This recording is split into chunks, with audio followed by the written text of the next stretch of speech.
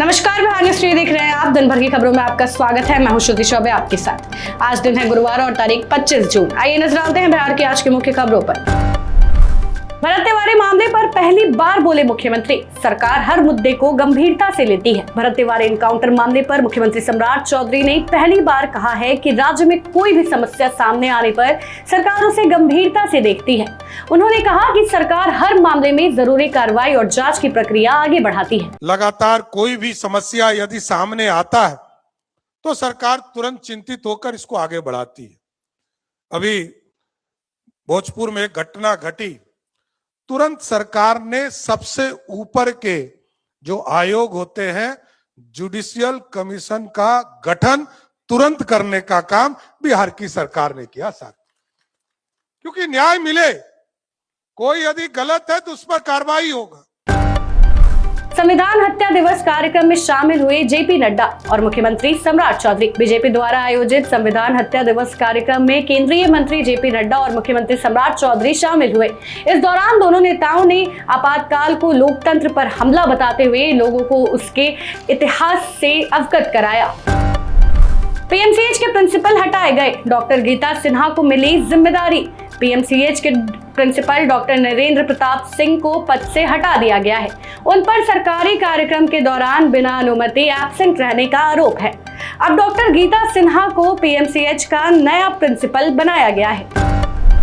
दो पक्षों के विवाद में बीच बचाव करने पहुंचे व्यक्ति को मारी गोली। नालंदा के बिंद थाना क्षेत्र के छतपुरा गांव में दो पक्षों के बीच विवाद को शांत कराने पहुंचे जितेंद्र यादव को बदमाशों ने गोली मार दी।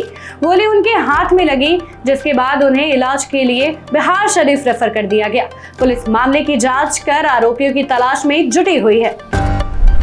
भरत तिवारी मामले पर पूर्व डीजीपी का बड़ा बयान, बोले ये एनकाउंटर नहीं हत्या लगती है। भरत तिवारी मामले में बिहार के पूर्व डीजीपी अभयानंद ने कहा कि सामने आई वीडियो के आधार पर ये एनकाउंटर नहीं बल्कि हत्या का मामला प्रतीत होता है।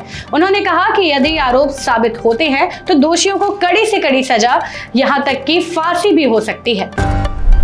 राबड़ी देवी को फिर मिला बंगला खाली करने का नोटिस, बड़ी सियासी टकरार। बिहार सरकार ने पूर्व मुख्यमंत्री राबड़ी देवी को एक बार फिर सरकारी आवास खाली करने का नोटिस जारी किया है। द सर्कुलर रोड स्थित बंगले को लेकर सरकार और राजद के बीच सियासी बयानबाजी तेज हो गई है। भरत तिवारी एनकाउंटर पर सुधाकर सिंह का बड़ा हमला, सरकार पर लगाए गंभीर आरोप। आरजेडी सांसद सुधाकर सिंह ने भरत तिवारी एनकाउंटर मामले में बिहार सरकार और पुलिस पर गंभीर आरोप लगाए हैं। उन्होंने कहा है कि सरकार की जांच से न्याय नहीं मिलेगा और पूरे मामले की निष्पक्ष जांच होनी चाहिए।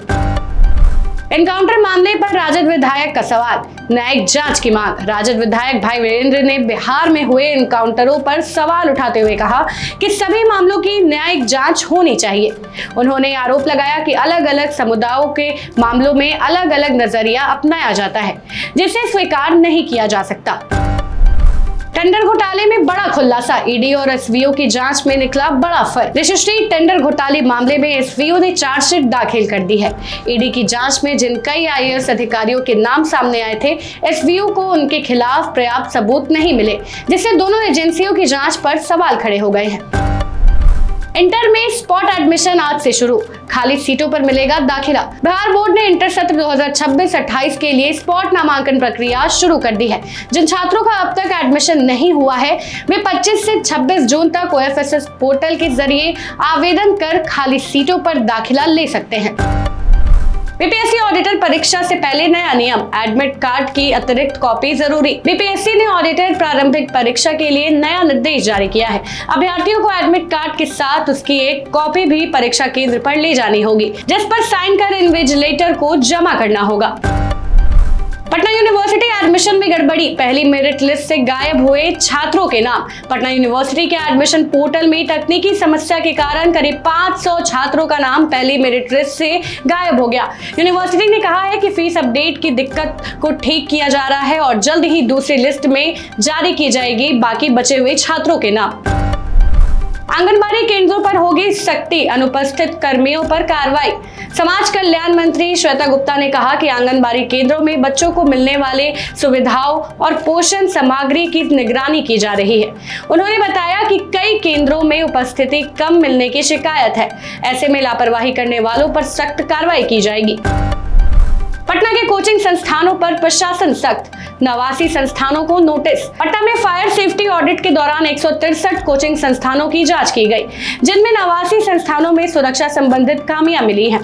प्रशासन ने इन्हें 7 दिनों का अल्टीमेटम दिया है और बोला है कि सारे सुधार कर ली जाए, नहीं तो संस्थानों को सील किया जा सकता है।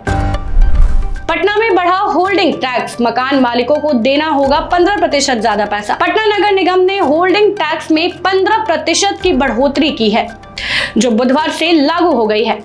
अब मकान मालिकों को पहले से ज्यादा टैक्स देना होगा, जबकि निगम का कहना है कि इससे शहर की सुविधाओं और विकास कार्यों को बेहतर बनाया जाएगा। ऐसे ही अपडेट्स के लिए बने रहे बिहार न्यूज टुडे के साथ, और आप भी बन सकते हैं जनता रिपोर्टर। बस अपने क्षेत्र की किसी भी समस्या का एक बढ़िया वीडियो बनाइए, दिए गए व्हाट्सएप नंबर पर हमें पूरी जानकारी के साथ भेज दीजिए। तब तक के लिए जय हिंद, जय बिहार।